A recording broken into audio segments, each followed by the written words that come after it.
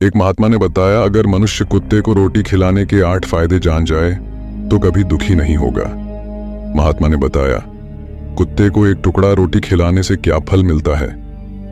एक समय की बात है, एक जंगल में एक महात्मा उपदेश दे रहे थे। तभी सबल नाम के शिष्य ने पूछा, गुरुदेव, मेरे मन में एक प्रश्न उठ रहा है। महात्मा ने कहा, भन्नते निसंकोच होकर पूछो, आपके मन में वह कौन सा प्रश्न उठ रहा है। तब सबल ने कहा, गुरुदेव, मैं यह जानना चाहता हूं कि कुत्ते को एक टुकड़ा रोटी खिलाने से मनुष्य को कौन सा फल मिलता है। तभी महात्मा ने कहा, भन्नते, कुत्ते को एक टुकड़ा रोटी खिलाने से मनुष्य को 8 फायदे होते हैं तथा जो भी मनुष्य इन फायदों के बारे में जान जाता है उसका जीवन धन्य हो जाता है और उसको जीवन में कभी दुखों का सामना नहीं करना पड़ता है। जो भी मनुष्य पृथ्वी लोक पर कुत्ते को एक टुकड़ा रोटी खिलाता है उसे 8 फायदे होते हैं और वह जीवन भर सुखी रहता है और उसे मृत्यु के बाद मोक्ष की प्राप्ति होती है। महात्मा ने कहा, अक्सर मनुष्य कई मौकों पर कुत्ते का नाम लिया करते हैं। किसी को गाली देते समय भी मनुष्य की जुबान पर कुत्ते का नाम आता है। मनुष्य गाली आदमी को देता है परंतु नाम कुत्ते का बदनाम होता है। तो क्या कुत्ते का जीवन इतना गया गुजरा है। भगवान बुद्ध ने कहा, एक समय की बात है, एक काले रंग का कुत्ता था। वह बहुत ही लाचार था और भूखा प्यासा था। वह गांव में सभी के घर घर जाता था परंतु उसे कोई भी व्यक्ति रोटी का एक टुकड़ा भी नहीं देता था। वह भूख के मारे इधर उधर घूमता रहता। एक दिन वह गांव के बाहर नदी के किनारे एक ऋषि के आश्रम पर पहुंच गया और ऋषि से कहने लगा, हे मुनिवर, मुझे लगता है आप बहुत ही विद्वान तथा ज्ञानी हैं, इसीलिए मैं भूखा प्यासा आपके पास आया हूं। कृपा करके आप मुझे एक टुकड़ा रोटी का दे दीजिए जिसे मैं खाकर अपनी भूख को शांत कर लूं। तभी वह ऋषि कहता है, हे स्वान, क्या तुम्हें गांव में एक टुकड़ा रोटी का किसी ने नहीं दिया जिसे तुम खाकर अपनी भूख मिटा सको। महात्मा ने कहा, भन्नते, वह कुत्ता ऋषि से कहता है, हे मुनिवर, मैं आपको क्या बताऊं, आप मेरी बातों पर विश्वास नहीं करोगे। तभी वह ऋषि कहता, हे स्वान, तुम बताओ, तुम्हारी बातों पर मैं विश्वास अवश्य करूंगा। मुझे तुम बहुत ही लाचार दिखाई पड़ते हो। तभी वह कुत्ता कहता है, ठीक है मुनिवर, मैं तुम्हें अपनी बीती बताता हूं। महात्मा ने कहा, कुत्ता ऋषि से कहता है, हे मुनिवर, दुनिया के लोगों, हम पर रहम करो। हमारा कोई घर नहीं होता है, कोई आसरा नहीं होता है। कमाकर खाना हमें नहीं आता है। हमें वस्त्र भी पहनने का ज्ञान नहीं है, इसलिए सर्दी, गर्मी और बरसात में हम ऐसे ही घूमते रहते हैं। हमें पढ़ना लिखना भी नहीं आता। महात्मा ने कहा, वह कुत्ता कहता, मुनिवर, आपकी तरह हमें अनुशासन नहीं आता, हमें आपकी तरह बोलना नहीं आता। यह हमारा दुर्भाग्य ही समझिए, परंतु हमें आपकी तरह भूख भी लगती है। चोट लगने पर हमें आपकी तरह पीड़ा भी होती है। हमें आपकी तरह रोना भी आता है। बस इन्हीं 3 कामों में हम आपकी बराबरी करते हैं, इसलिए हम पर दया दिखाइए। हमें और कष्ट मत दीजिए। ईश्वर ने तो हमें वैसे भी कष्ट देकर ही भेजा है, ऊपर से आप लोग हमें परेशान करते हैं। हम आपकी तरह मनुष्य नहीं हैं, हम पराधीन जीव हैं। जब हमारा जन्म हुआ उस समय हमारे आंख कान बंद थे। कह नहीं सकते कि उस समय आपके जन्म पर जैसे नाच गाना होता है, बाजे बजते हैं, खुशी मनाई जाती है। हमारे जन्म पर भी यह सब हुआ होगा। हमारे जन्म पर किसने खुशी मनाई होगी। हम जिस बिछौना पर थे वह रुई का नरम तो था, सर्दी बिल्कुल नहीं लगती थी। मैं मन में सोच रहा था कि किसी बड़े घर में पैदा हुआ हूं, लेकिन जब हमारी आंख खुली तो मैंने देखा कि हमारी माँ, जिसे आप लोग कुतिया बोलते हो, वह अपने 5 बच्चों को छाती से चिपका कर एक राख के ढेर में पड़ी थी। हम 5 भाई थे, बाकी 4 भाई तो लाल और भूरे रंग के थे। मैं अकेला ही काले रंग का था। सबसे छोटा मैं ही था, इसलिए कमजोर था। मेरी माँ हम लोगों के पास कम ही आती थी क्योंकि उसे भी अपने भोजन की व्यवस्था करनी पड़ती थी। यदि वह ना खाती तो हमें दूध कहां से पिलाती। उस एक माँ पर हम 5 भाई निर्भर थे। वह बेचारी अपने भोजन के लिए इधर उधर दौड़ती रहती थी। कभी भोजन मिल भी जाता था, कभी नहीं भी मिलता था, लेकिन वह हमेशा हम 5 का बड़ा ख्याल रखती थी। आखिर वह हमारी माँ थी। वह रात भर जागकर गांव की रखवाली करती थी। किसी की मजाल नहीं थी कि कोई अनजान आदमी बुरी नीयत से गांव की तरफ भी झांक जाए। दूसरे गांव के कुत्ते भी हमारी मां के डर से गांव में नहीं आते थे। गांव के किसी किसान के खेत में कोई जानवर खड़ी फसल खाने आते तो हमारी मां उसे दौड़कर भगा देती। गांव वालों के लिए इतना सब करने के बाद भी कोई मनुष्य तो हमारी मां को भोजन तक नहीं देता था। भोजन के लिए हमारी मां को मजबूर होकर छीना झपटी करनी पड़ती थी। कई बार तो लोग उसे लाठी डंडों से पीट पीट कर भगा देते थे। बेचारी उस दिन भूखी प्यासी रहकर पेट की आग से जलती रहती थी। महात्मा ने कहा, वह कुत्ता कहता है, हे मुनिवर, आखिर भूख तो हमें आपकी ही तरह लगती है। ऊपर से उसे अपने 5 बच्चों की चिंता भी लगी रहती थी। आखिर मां जो थी, भूख उसे चैन से बैठने नहीं देती थी और गांव वालों का भी उसे देखकर हृदय नहीं पसीजता था। तो बेबस होकर उन लोगों के घरों में चोरी से घूमना पड़ता था और खाने की कोई चीज मिल जाती तो उसे खाकर अपने पेट की आग बुझा लेती थी। कई बार तो लोग उसे खाने की वस्तु ले जाते हुए देखते तो लाठी डंडे लेकर उसके पीछे पड़ जाते। कुछ निर्दय लोग तो कई बार उसे घर के अंदर बंद करके पीटते थे। हमारी मां का बुरा हाल कर देते थे। फिर वह कुत्ता ऋषि से कहता है, हे मुनिवर, हमारी मां ने क्या बिगाड़ा था? उसने सिर्फ अपने पेट के लिए भोजन ही तो चुराया था।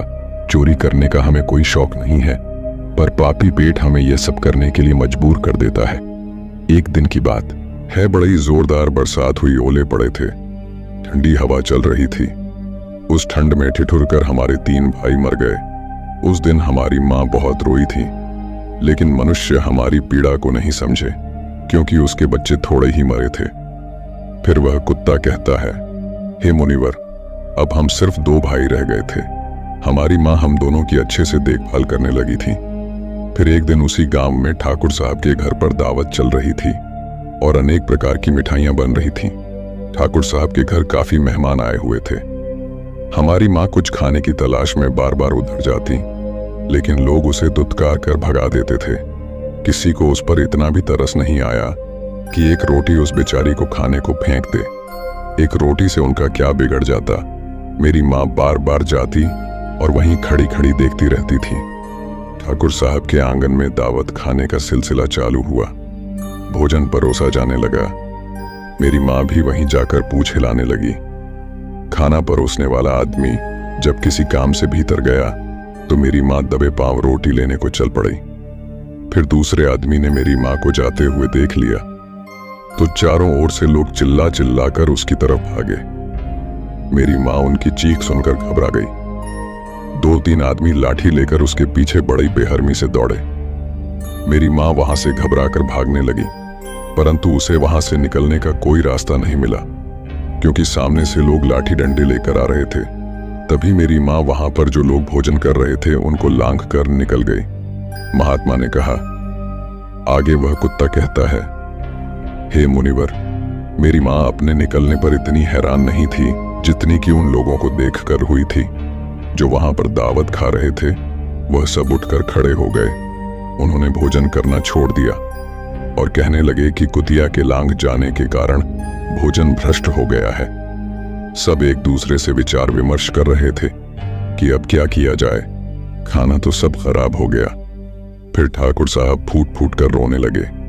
कुछ लोग तो यह भी कह रहे थे कि भाई, कुतिया के लांघने से भोजन खराब कैसे हो गया? उसने खाने में या पतलों में मुंह थोड़ी डाला है, सिर्फ ऊपर से लांघ कर ही तो गई है।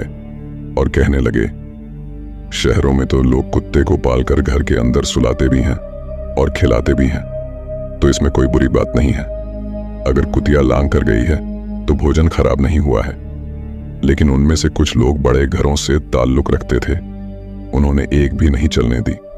कह रहे थे कि भोजन तो भ्रष्ट हो गया है, यह हमारे खाने के लायक नहीं है। आखिरकार उन्हीं की बात मानी गई। अब तो वह सारा भोजन गरीबों में बांट दिया गया। उस दिन तो मेरी मां को खूब पेट भर के खाना मिला था। ऐसा सुख उसने जीवन में कभी नहीं पाया था, लेकिन वह सुख उसके लिए बड़ी मुसीबत बन गया।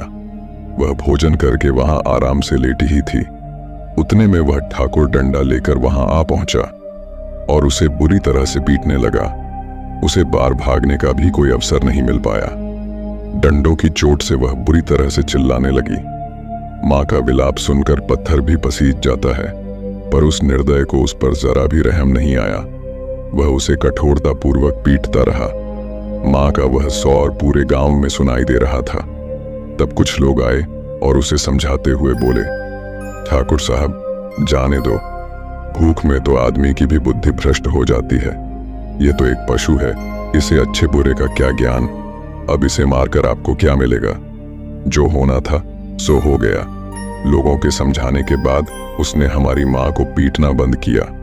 माँ ने आकर सारी कहानी हम दोनों भाइयों को सुनाई। हमने सोचा कि कितना कष्ट भरा है हम कुत्तों का जीवन। आदमी एक रोटी के टुकड़े के बदले एक चोर की जितना पीटता है। बेकार है ऐसे लोग जो हम लोगों की पीड़ा को नहीं समझते। महात्मा ने कहा, वह कुत्ता कहता है, हे मुनिवर, एक दिन की बात है, उसी गांव के बाहर एक ब्राह्मण आकर ठहरा हुआ था। उसने अपने भोजन के लिए एक जगह चूल्हा बनाया और उस पर दाल बनाने के लिए रख दी। उसके बाद आटा गोद कर रख दिया।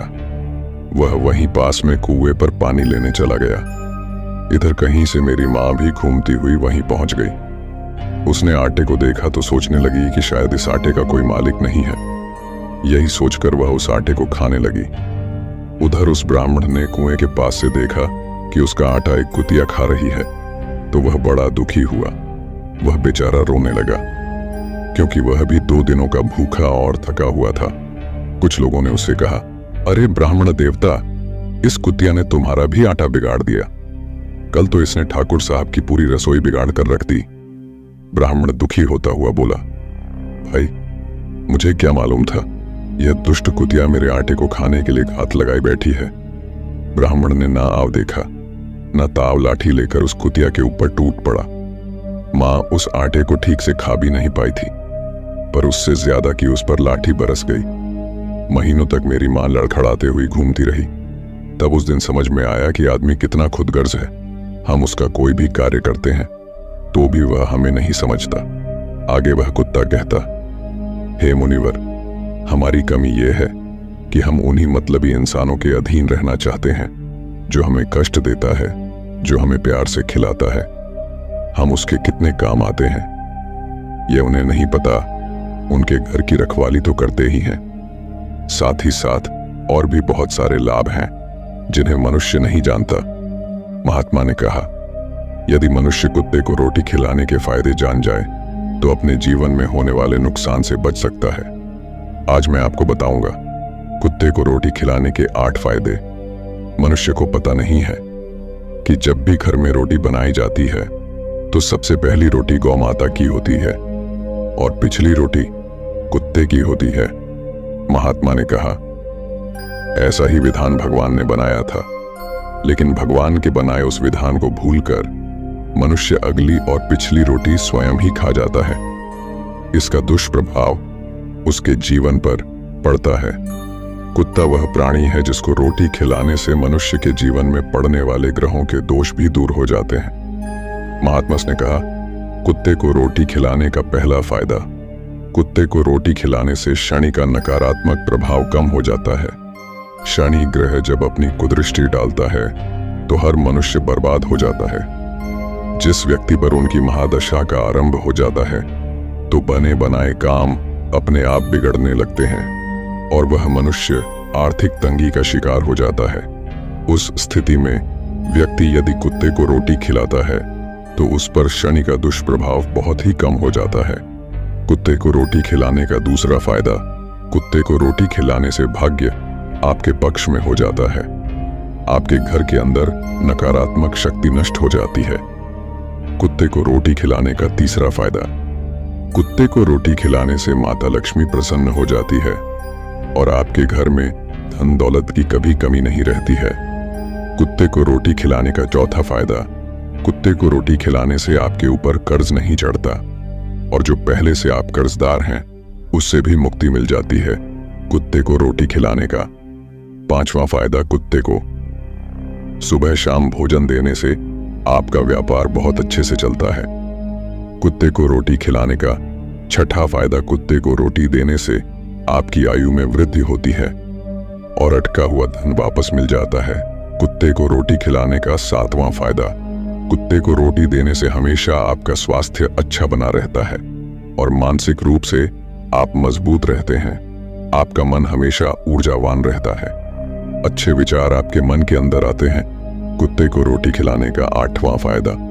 कुत्ते को रोटी खिलाने से भगवान प्रसन्न रहते हैं, क्योंकि भगवान को समस्त जीवों की चिंता रहती है और जो समस्त जीवों पर दया दिखाता है, भगवान भी उस मनुष्य से हमेशा प्रसन्न रहते हैं। भगवान की कृपा सदैव उस परिवार पर बनी रहती है। आपने अपने बुजुर्गों से सुना होगा, कहते हैं कि जब कुत्ता रोता है तो अपशुकुन होता है, कोई संकट आता है, किसी की मृत्यु होती है। इसलिए कुत्ते को कभी रुलाना नहीं चाहिए। इस प्रकार से महात्मा ने सबल को कुत्ते को रोटी खिलाने के 8 फायदे बताए और जो भी मनुष्य कुत्ते को रोटी खिलाता है तो उसे इन 8 फायदों का फल प्राप्त होता है। वीडियो अगर पसंद आया हो तो वीडियो को लाइक और हमारे चैनल टाइम इंस्पायर्ड को सब्सक्राइब करें और अपने दोस्तों के साथ शेयर करें। धन्यवाद।